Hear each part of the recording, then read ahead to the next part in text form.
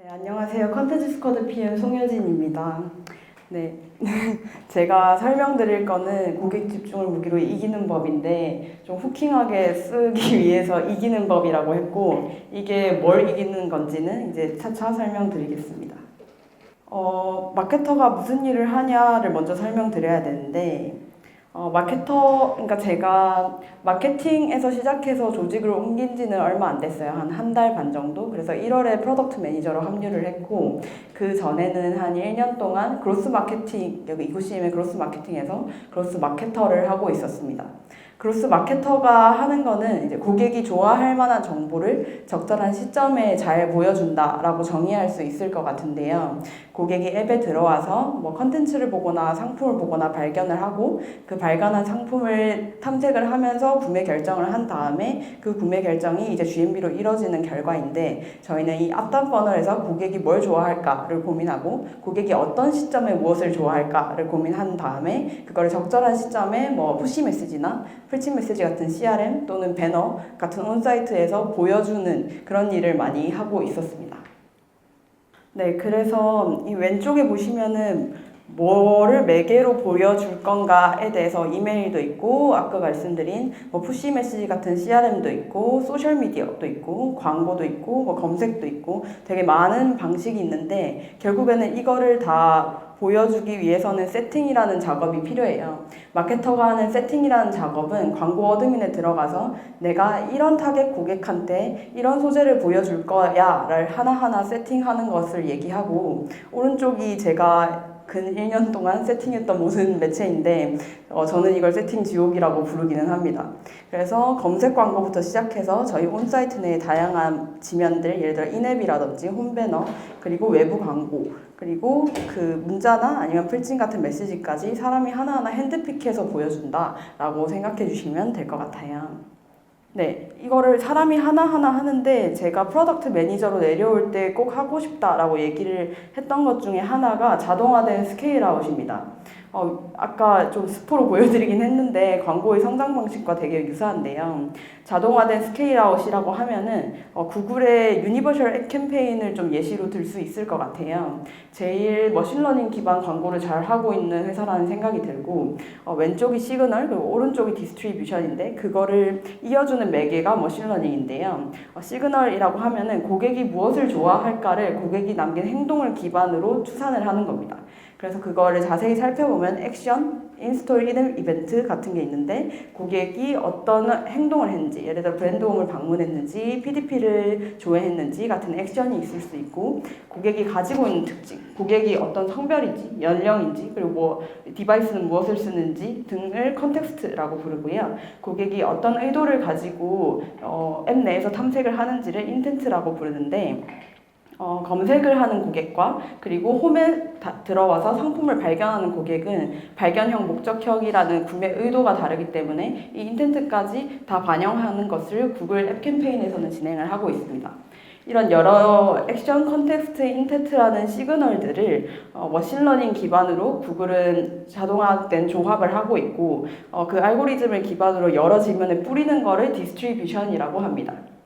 그러면은 아까 제가 핸드픽으로 세팅 지옥이라고 말씀드렸던 거를 이렇게 UAC까지 만들게 되기까지의 과정이 디지털 광고의 성장 방식과 굉장히 유사한데요. 고객의 퍼널을 삼각형으로 보면은 노출이 되고 그 노출된 상품을 고려하고 그 다음에 구매로 이어지는 크게 세 퍼널로 나눌 수 있는데 광고도 처음에는 구글 광고 같은 경우에도 시간을 약속하거나 노출을 약속하는 노출 기반의 과금, 시간 기반의 과금을 진행했었습니다. 그래서 네이버에 딱 들어가시면 타임보드라고 모든 사람이 뭐 1시간 동안 같은 광고를 보는 그런 광고 형식이고요. 거기에서 조금 더 광고가 디벨롭된 게 이제 클릭당 과금, 뷰당 과금을 해서 고객이 정말 이거에 인게이지 되었느냐 그걸 기반으로 과금을 한 것이고 그 다음에는 이제 머신러닝 기술이 입혀져서 고객이 구매할 만한 상품을 너가 보여줬어를 측정하고 그거를 타겟 CPA 전환당 과금이라고 얘기를 합니다. 저희 이구CM에서 고객의 행동 여정 그리고 그 행동 여정에 지금 어떤 부서들이 어떻게 협업을 하고 있는지를 한 번쯤은 좀 설명을 해드리고 싶었어요. 그래서 세일즈가 가장 처음으로 이제 상품을 들여오기 위한 대화를 시작하는데 브랜드와 대화를 시작합니다. 예를 들어 파사드 패턴이라는 브랜드라면은 MD분이 브랜드와 미팅에 달려가서 이제 파사드 패턴 봄 신상 2구 CM에 먼저 공개를 해주세요. 뭐 이런 식의 대화를 이어가는데 그 대화에 이어가는 협상 무기 중 하나가 쇼케이스 같은 컨텐츠라든지 아니면은 홈배너 1번 노출 같이 컨텐츠를 제작하고 노출하는 것을 영업 무기로 활용을 하고 계시고요.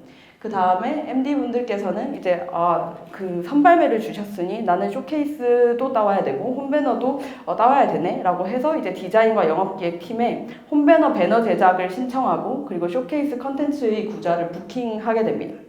그 다음에는 디자인 영업기획팀은 이제 마케팅에 달려가서 제작된 컨텐츠와 배너를 이날 또는 이 주에 하나의 시간을 할당해서 노출해 주세요 라는 대화를 하고 있고 고객은 그렇게 마케팅이 세팅한 것을 보고 파사드 패턴 봄 신상이 나왔구나를 알게 되고 이게 심지어 2구 CM에 가장 먼저 나오고 10% 할인까지 있구나를 알게 되면서 발견의 과정을 겪게 돼요. 그 발견의 과정 이후에 이제 2구 CM에 다시 락인되는 구조는 파사드 패턴이 인기 있나 보네 또는 좋아하는 파사드 패턴에 원래 관심 있는데 볼까 또는 파사드 패턴의 다른 상품도 볼까 이런 식으로 해서 구매로 이어지고 이 구매가 만족되고 재구매로 이어지는 플라이휠이 돈다 라고 저는 생각을 하고 있습니다. 고객 행동 DB가 있고 컨텐츠 모델링을 그룹 바이 브랜드 한 DB가 있어서 이거를 조합한 컨슘용 적재소가 컨텐츠 API를 거쳐가지고 메시지 플랫폼에 발송되는 구조입니다. 아까 앞서서 마케터가 하는 일이 고객이 좋아할 만한 것을 적절한 시점에 잘 보여준다였는데요. 이 DB를 훑고 메시지 플랫폼에서 발행되는 전체 과정이 마케터가 하는 일을 스케일아웃 한 거랑 동일해요. 그래서 우리가 가진 것 그리고 고객이 남긴 흔적을 연결시킨다. 여기서 우리가 가진 것은 우리가 가지고 있는 컨텐츠의 정보들이 뭔지 그리고 그게 어떤 브랜드인지 등의 정보 저희가 컨텐츠 모델링이라고 부르는 거고요. 그리고 고객이 남긴 흔적 예를 들어 파사드 패턴을 좋아하는지 이런 걸 연결시켜서 파사드 패턴을 좋아하는 고객이 파사드 패턴 선발매와 동시에 프로모션 정보를 알게끔 하는 것입니다. 그래서 이걸 조금 더 세분화해서 설명을 하면은 우리가 가지고 있는 것이 키원인 콘텐츠의 원자화이고 고객이 남긴 시그널이 이제 시그널의 구조화 이렇게 두 개로 나눠질 수 있을 것 같은데 컨텐츠의 원자화 같은 경우에는 보이는 정보와 보이지 않는 정보를 세세하게 다 모듈화 시켰다고 생각하시면 될 것 같아요. 왼쪽은 맛땡킴의 브랜드 뉴스인데 이 브랜드 뉴스는 맛땡킴이지 그리고 타이틀은 뮤트톤의 청춘이고 그리고 이 프로모션은 최대 10% 할인이며 단독 할인이다 라는 정보를 데이터로 가지고 있고요. 이 데이터로 가지고 있는 정보에서 더 들어가 보면 이 상품들 각각의 할인율은 뭔지 상품 각각의 가격은 뭔지 상품의 각각 좋아요는 뭔지까지 커버리지를 확장해서 모델링을 진행할 수 있습니다. 그리고 시그널의 구조화 같은 경우에는 앞서 말씀드렸던 것처럼 고객이 브랜드홈을 방문했는지 PDP를 조회했는지 상품을 좋아요 눌렀는지 또는 구매를 했는지 등등 우리가 그룹바이 할 수 있는 브랜드로 그룹바이 할 수 있는 정보들을 다 모아서 고객당 관심 브랜드를 테이블화 시키는 거다라고 생각하시면 될 것 같습니다. 조금 더 이제 풀어서 설명한 게 이건데 컨텐츠 모델링, 컨텐츠의 원자화는 보이는 정보와 보이지 않는 정보를 데이터로 관리하는 것이고 모듈화 시키는 것이고요. 두 번째로 시그널의 구조화 같은 경우에는 제가 앞서 1사순위 말씀드릴 때 최근 30일, 생애 이런 얘기를 했는데 그게 고객이 행동을 얼마나 최근에 했느냐 그 룩백 윈도우를 거는 개념이고요. 고객이 얼마나 많이 했느냐 예를 들어 똑같은 행동 브랜드홈 방문을 3번을 했는지 아니면 5번을 했는지에 따라서 고객의 관심도가 다르다라고 평가할 수 있고 그리고 PDP 조회와 브랜드홈 좋아요는 고객이 구매와 인게이지 될 때 굉장히 다른 인게이지먼트의 정도를 가진다고 생각할 수 있을 것 같아요. 그래서 구매와 얼마나 연관된 행동이냐 그것을 이제 렐리번시라는 개념으로 그룹핑할 수 있을 것 같습니다. 그리고 이거 두 개가 성능적으로 이제 바로 고객이 홈배너에 들어왔을 때 보여야 해서 캐시나 데이터의 처리 용량 축소를 위한 레디스 사용이나 일원화된 저장소를 만드는 것이나 아니면은 트래픽을 한 번에 딱 왔을 때 뭔가 부가가 걸리지 않고 도메인별로 분리해서 관리할 수 있도록 하는 것도 사실 저희가 하고자 하는 컨텐츠 전달이 꼭 풀어야 할 숙제 중에 하나입니다.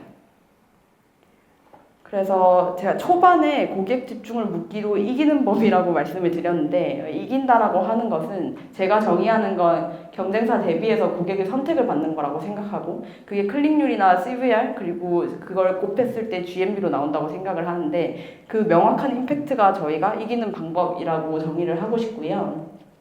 여기 피드 클릭률의 X배는 제가 아직 수치를 못 넣었는데 나중에 추가하면 될 것 같고, 왼쪽이 커머셜 게인이나 푸시였어요. 그래서 제가 헌터의 생애 좋아요를 눌러서 헌터의 신상이 발매되었을 때 최대 50% 할인 푸시를 받고 있습니다. 그리고 그 중간에 있는 거는 피드의 그 좋아요한 브랜드 또는 구매한 브랜드 이력으로 정렬 개인화가 되는 것인데, 이 시그널의 중요도에 따라서 피드가 1순위, 2순위, 3순위, 그리고 N순위까지 관심도 기반으로 내림차순 정렬되고 있고요. 그 다음에 최근에 실험한 개인화 홈배너인데요. 좌쪽은 커머셜 배너이고 우측은 개인화 배너인데, 제가 로우타이드라는 브랜드를 좋아해서 원래 개인화 배너가 되기 전에는 왼쪽처럼 이 가방의 넉넉한 포용력이라는 같은 배너를 모든 고객이 봤다면, 오른쪽처럼 제가 로우타이드를 좋아하기 때문에 로우타이드의 프로모션 소식을 홈배너 5번에서 볼 수 있었습니다. 이거의 수치는, 그 임팩트는 명확하게 나왔던 거는 왼쪽은 클릭률 6배가 나왔고 맨 오른쪽은 실험했을 때 배너 클릭률 1.5배가 나와서 고객이 원하는 정보를 적시에 전달한다라는 목적을 갖췄다라는 제품으로 평가하고 있습니다. 그래서 고객이 원하는 정보는 모두의 만족으로 이어진다는 걸 설명을 하고 싶은데, 제가 앞서 이제 브랜드로 시작해서 세일즈, 마케팅, 디자인, 그 다음에 고객이 선택하고 이고CM에 다시 들어오는 플라이휠이 돌기까지 이런 개념이 계속 성장을 가속화한다라고 설명을 하고 싶어요.